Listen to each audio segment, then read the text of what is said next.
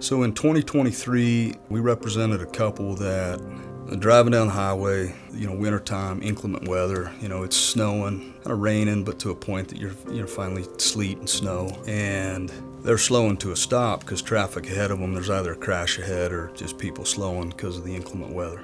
And a trucking company had a guy, it was a car hauling company. So the driver loads that up in the bad weather by himself.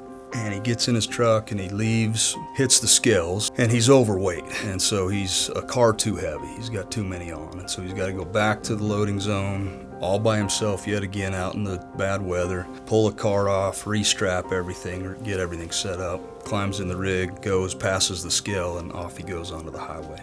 Before he gets in his truck, this time he takes his overalls off and he sets them on the seat next to him. He's got his defroster on, but it's not working. And the reason it's not working great isn't just the inclement weather outside, but now you've got, what's akin to a soaking wet pile of towels on your seat. And so he's not only having defrost issues external, but he's getting all of the internal, water and moisture on his window. And so he's one of those guys that gets a phone call from dispatch, where are you? You're late, loading issues. And so he's on his phone. Defroster's not working, and so he's got a towel or a rag, and he's, wiping the inside of the window on a handheld phone, doing one of these things where he's driving with a knee and doesn't notice, traffic ahead slowing to a stop.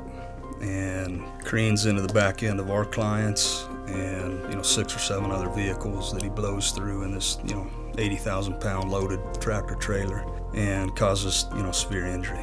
That case went to the doorsteps of trial, ended up with over $3 million result for our clients. Our target in that case, in almost every case that involves trucking companies, is the company itself. But back to really drilling down on preventability and root cause, is your equipment up to snuff? And if companies aren't ensuring that and training on that day in and day out, that's a problem, right? They need to make sure they do their part to keep us all safe on our roadways. And that means you hire a qualified guy, you make sure he's qualified through all your training protocols and programs, and you supervise to see if indeed what he was trained and taught is what he follows.